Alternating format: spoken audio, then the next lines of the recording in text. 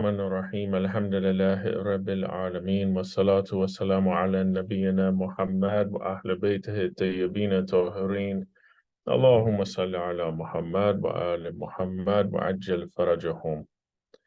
So we left off in greater sins. We were talking about it's called Ta'rab Ba'da Hijrah, or becoming A'rab. And we said that this is someone who it's mandatory on them to learn the rules of Islam. They have no knowledge of Islam and they should migrate, but then they choose to be ignorant and they choose not to learn about the wajibat of their religion. So the author explains it more. He says, during the lifetime of Rasulullah sallallahu alaihi wasallam, it was wajib on every person to migrate towards him to get the instructions in usuluddin, furu'uddin. They need to learn what they need to do, what is halal, what is haram. They need to at least know the basics of their day-to-day life stuff. So, and if he lived amongst the disbelievers where he couldn't make salat, he couldn't fast, he couldn't perform his religious obligations, then it became wajib on him to migrate. He shouldn't stay in that place. And failure to migrate and going back to basically being ignorant, it would be a greater sin. Not learning the necessities that you have and just choosing to be ignorant. This was, in regard to those days, it was the people that were in the desert, like Beidun, or what we call like Bedouin. They were in the middle of the desert. They had no access to anything, and they were supposed to go towards the Prophet in Medina, but then they chose not to. This would be a greater sin. If they had the ability to go and they just said, you know, I'm just gonna remain ignorant about this. Says after the passing of Holy Prophet sallallahu alaihi wasallam, it also became wajib to go toward the imams and to gain knowledge about their religion, about the articles of their faith, and to know the ma'rafah of imam, to have knowledge of who their imam is, because Prophet said the one who dies without knowledge, without knowing who his imam is, dies the death of jahiliyyah. So it would be necessary for them to go and find out who their imam is, so they would know who they are, who they're supposed to follow. Also, to learn about the imam and recognize his position and then stay away from the imam. This would also be haram, to, you know, turn away from the imam. Sheikh Saduq has the narration that goes back to Imam Sadiq alayhi salam. It says to become Arab after Hijrah, it means to recognize the imam and then stay away from him, or be aloof from him. So to turn, to know him, recognize him, and turn away from him and go the other way, basically. You know, we should want to go towards our imam. So that's why we take time and we learn and we read words of the imams. We learn about their lives and this thing. So this would mean to recognize him and don't want to know anything. Just wash your hands with it and say, okay, I'm going to go a different direction. Just be by myself. I'm not going to learn anything about this. So the Hijrah, or migration, is wajib on two types of people. The first are those who are absolutely ignorant of all of their religious obligations. They need to know what their religion is, and there's no one around them who can teach them their religion, and they need to go towards that center of knowledge. Nowadays, we have internet and things like this, so someone could access these things remotely, but at one time, they could be living in some very remote place and they have no access to internet, or there was no internet at that time, or in these days, maybe they have no access, and only place for them to learn about the knowledge is to go to the nearest city. It would be wajib on them to go to that city to learn about the rules of their religion, and then they could go back to, once they learn all the necessities and what they're supposed to do, then they could return back to their place.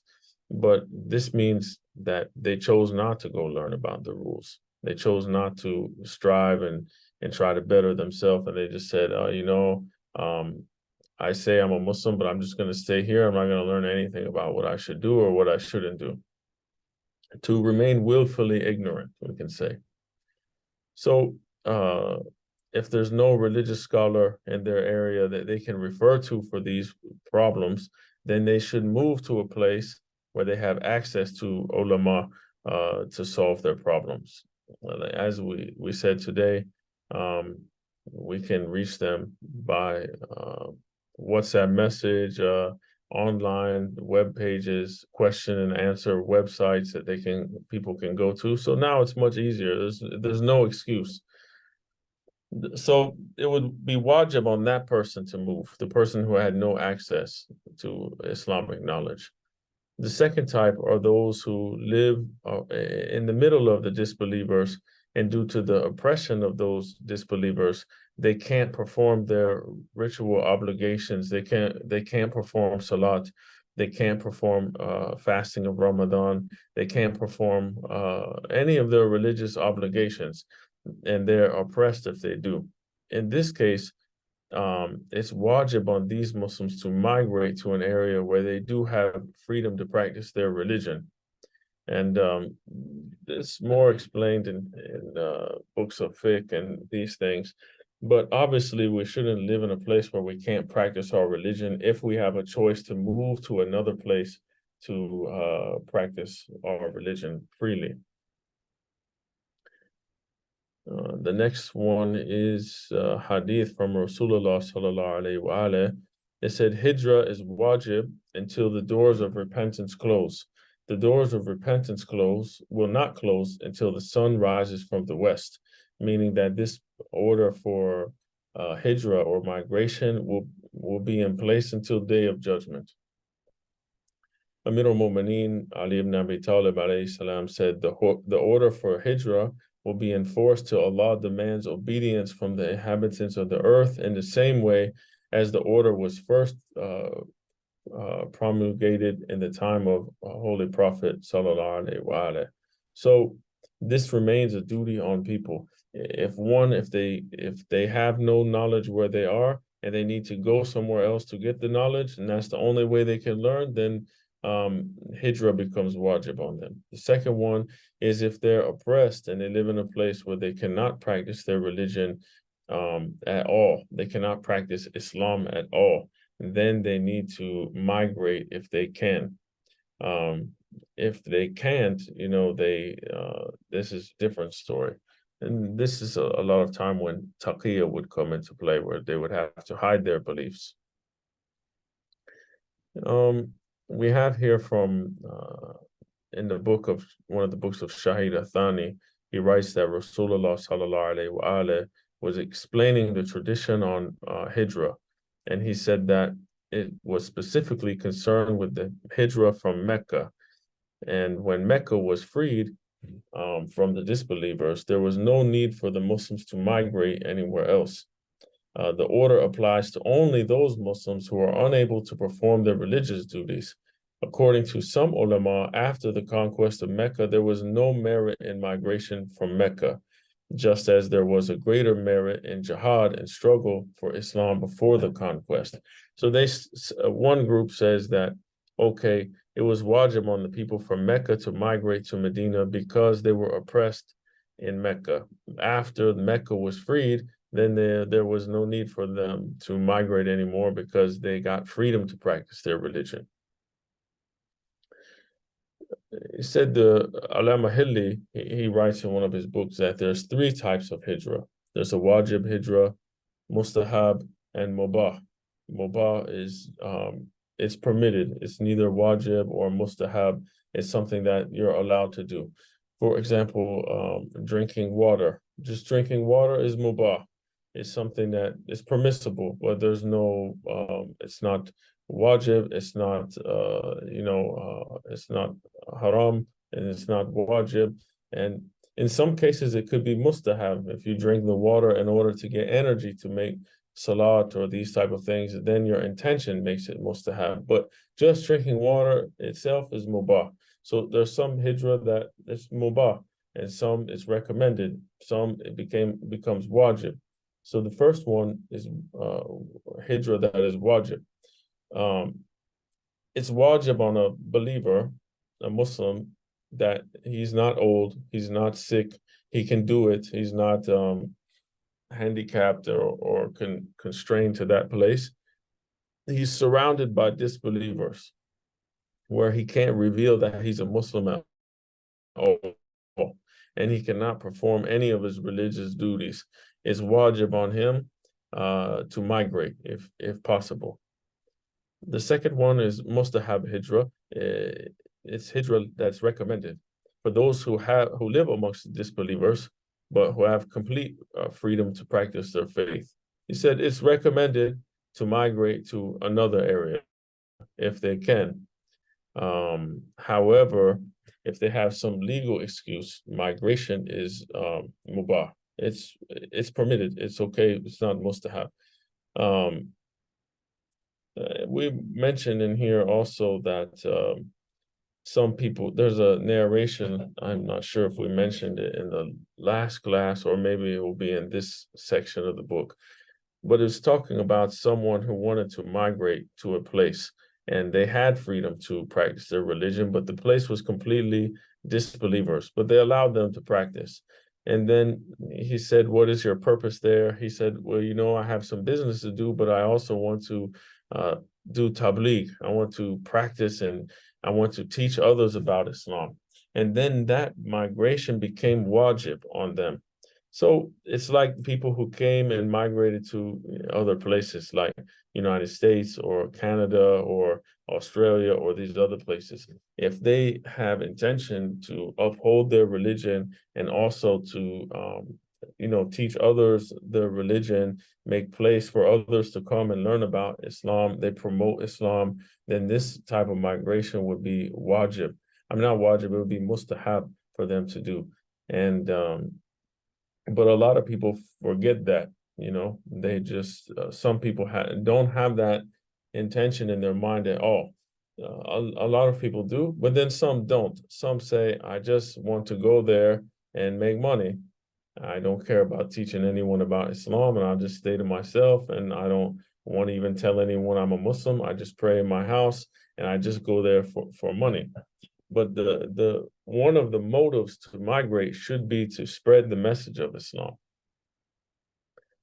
So we have also in book of Shahida Thani called Luma Damashkiya, what the Shara of Luma Damashkiya is from Shahida Thani, but Luma Damashkiya actually itself was from the first martyr, Shahid al-Awwal. He said, it's wajib for a Muslim to migrate if he is living in the midst of disbelievers and he is unable to follow Islam or perform his religious duties. In the same way, a Shia who is living amongst Ahlul Sunnah and is not able to perform the ritual acts of the Shia is similarly required to migrate to areas populated with Shia people.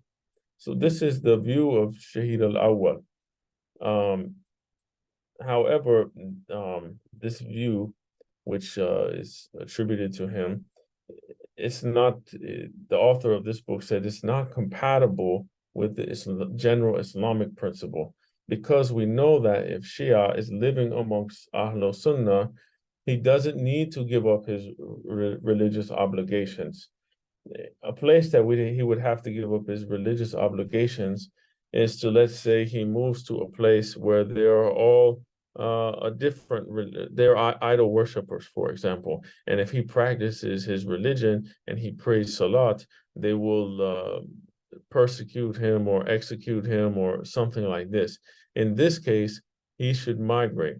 But Shia living amongst Sunnis, he doesn't need to give up his religious obligation. He can still pray, he can still fast, he can still go to Hajj, he can still do all of these things, and he can do taqiyya and fulfill these acts.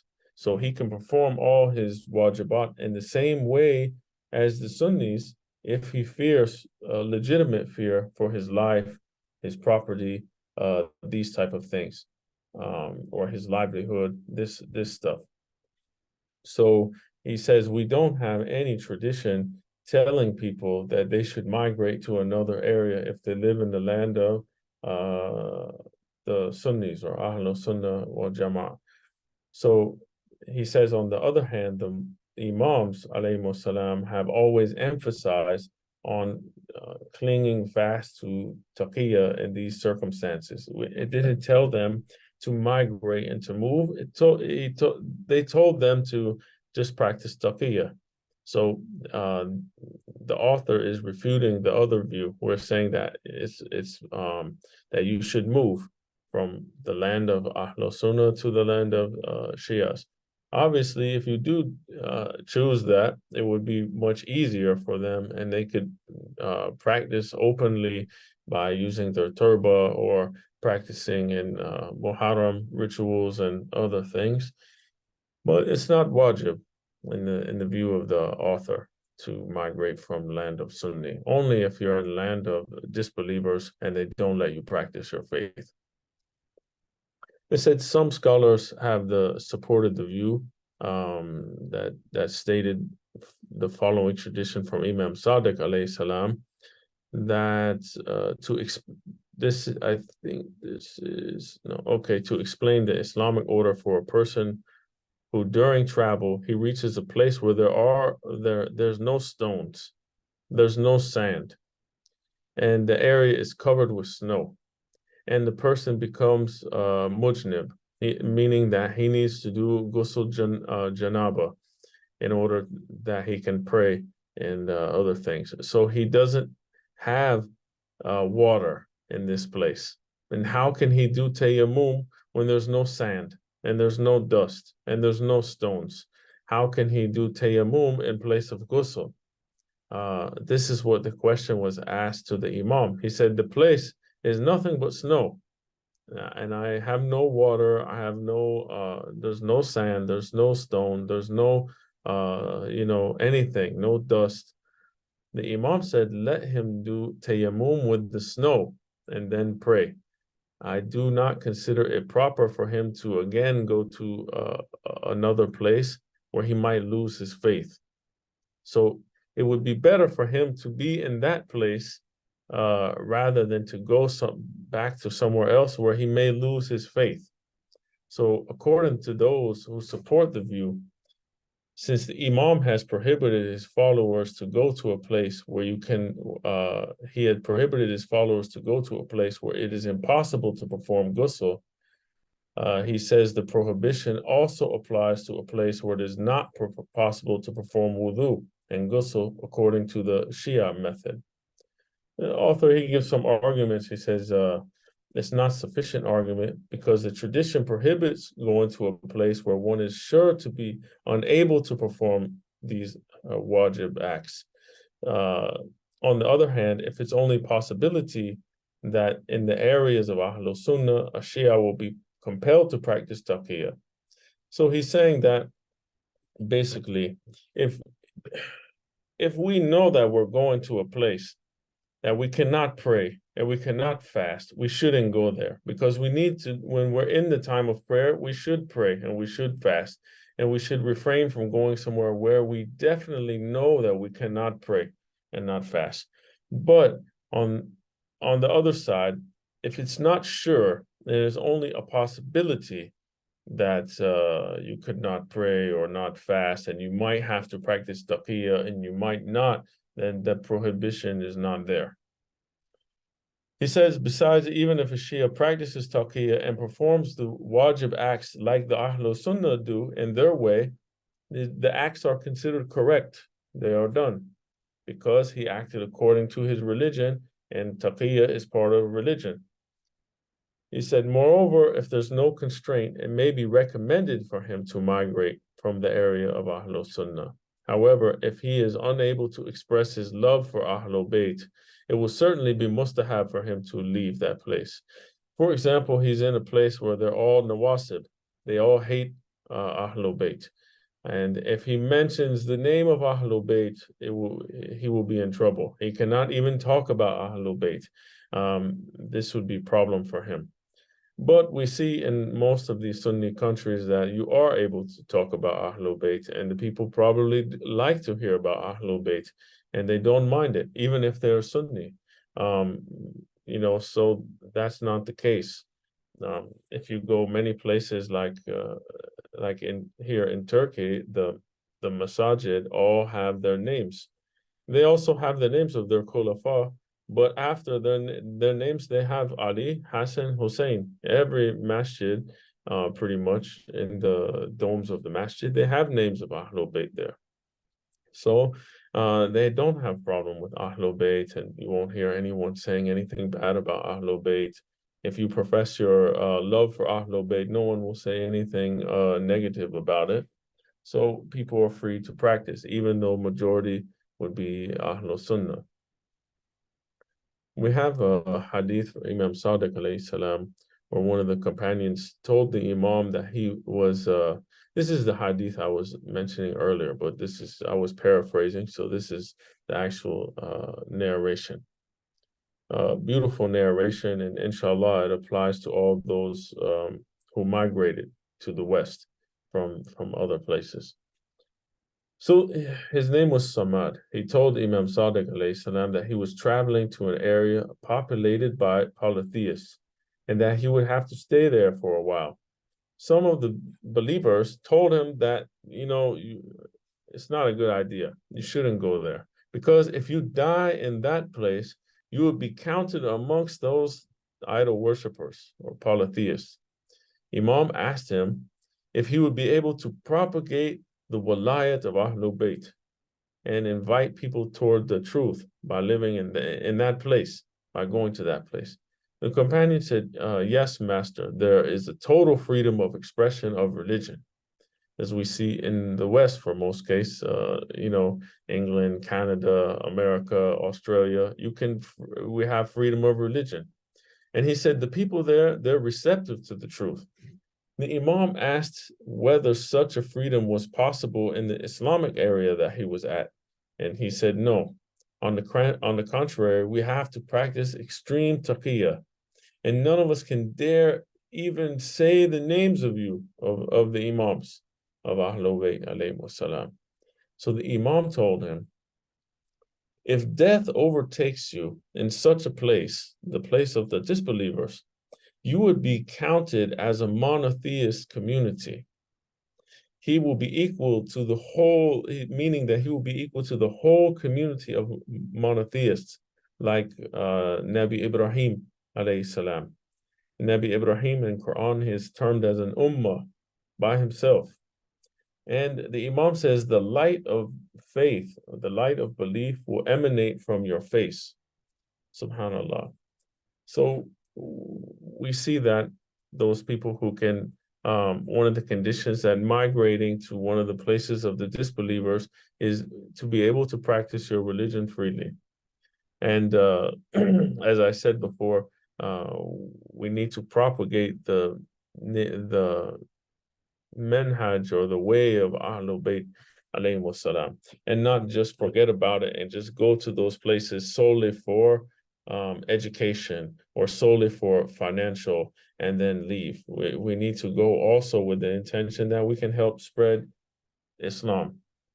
I remember when I was living in Richmond, the students were all there going for engineering, but they made a center there while they were there.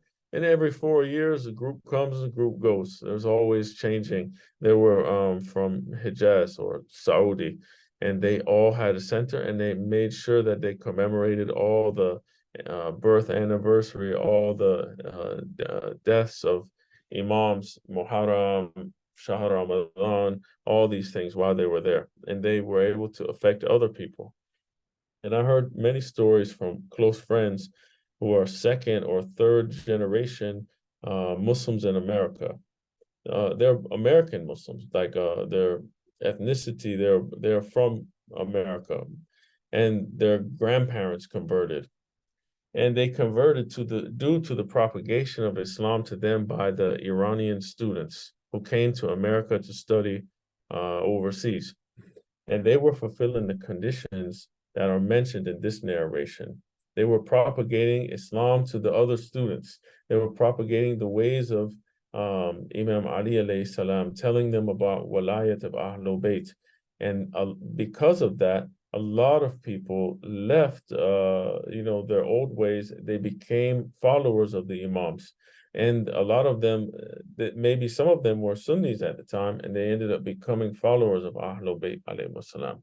So we have to be careful not to be of the group who migrates to a place and then neglects their duty and end up losing their children to the ways of influence of the disbelievers of that society. You need to be one that hold on to their faith strong, and also when the time arises or the chance comes, they can share it with their co-workers or the people they interact with and have open discussions about why Islam is a good religion and how it can benefit society and mankind.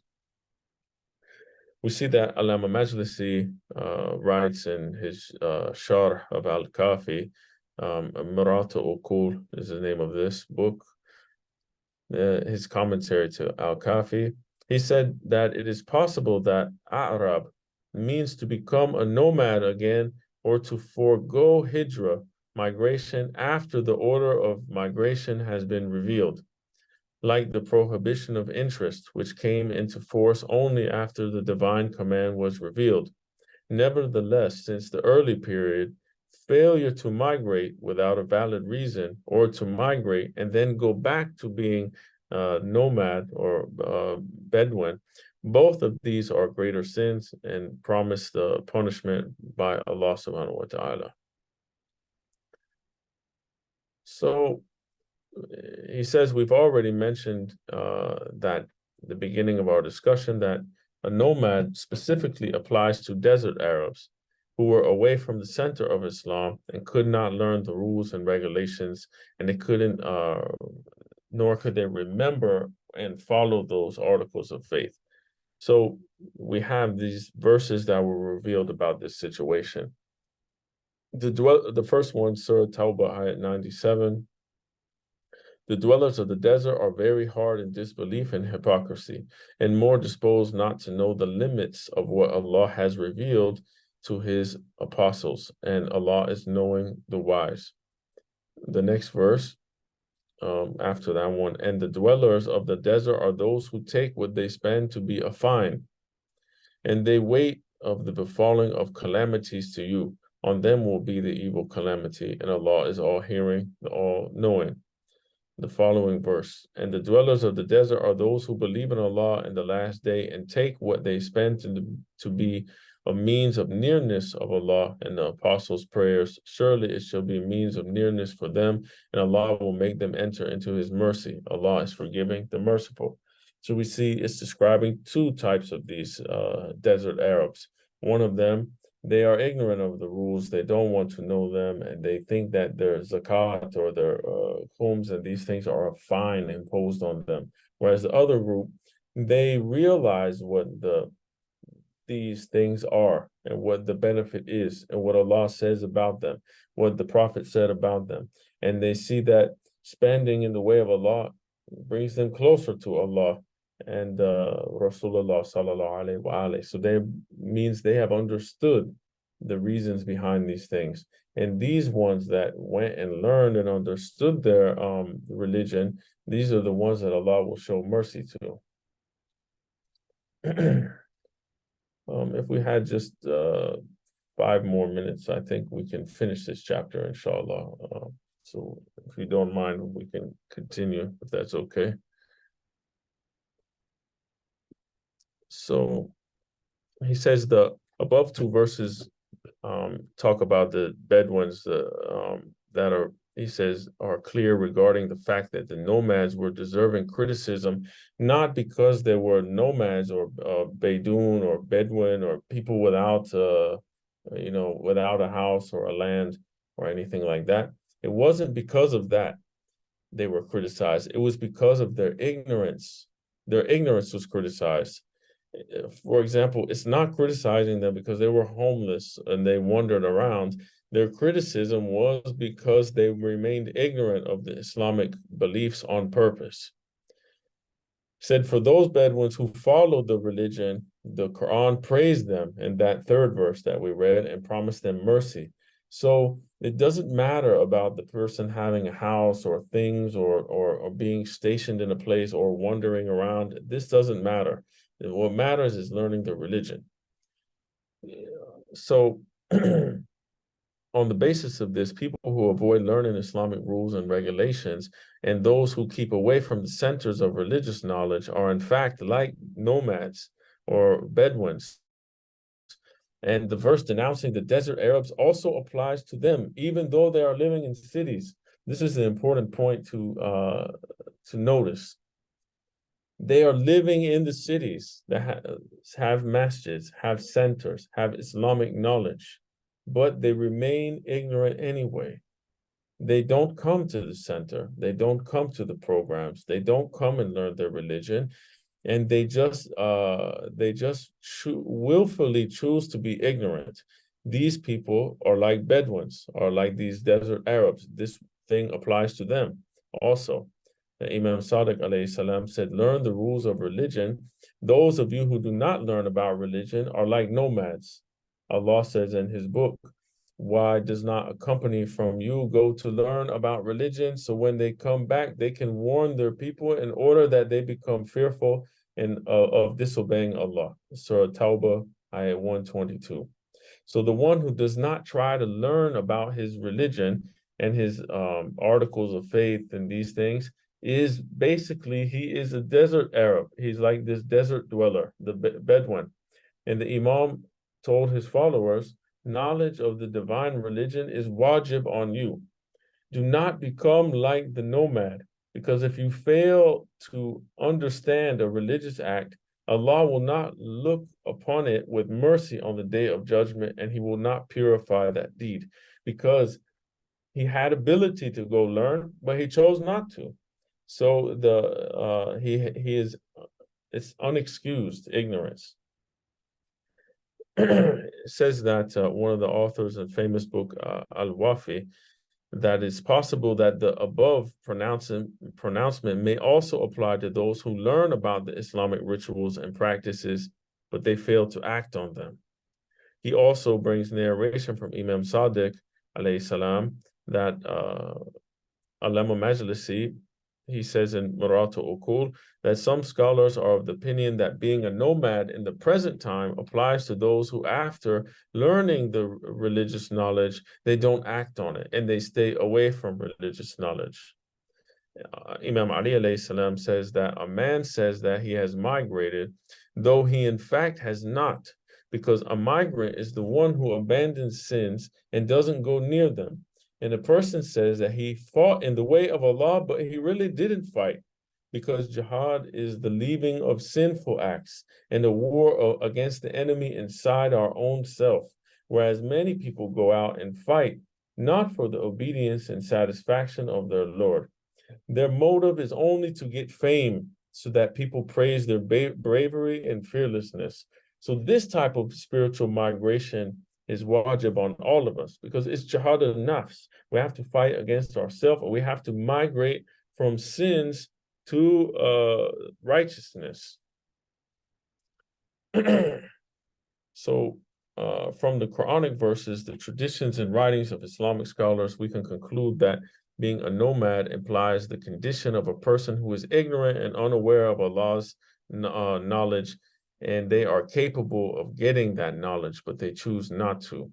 They only want to take part in this world, in the dunya, and care nothing about akhirah. They don't care what they do about sinning or not sinning, and he doesn't want to gain any sort of knowledge, and he doesn't pay attention to any type of good deeds, and he's only concerned about himself. So Hijrah is the opposite of this. It means that a person goes towards Islam. They go towards knowledge. And if they, being Arab after Hijrah means then they leave that and they go back to their old ways. So it can be said that if a person practices knowledge, practices Islam, does all the things for some time, and then they leave it and they abandon it. It is going, after they have migrated towards Islam, it's like they went back to the old way of their sins and ignorance. either because they are lazy or because they don't care, or these things. All of this falls under this sin as well. He said, yeah, if a person begins to acquire religious knowledge but later discontinues the same, it is considered reverting to being a nomad by some.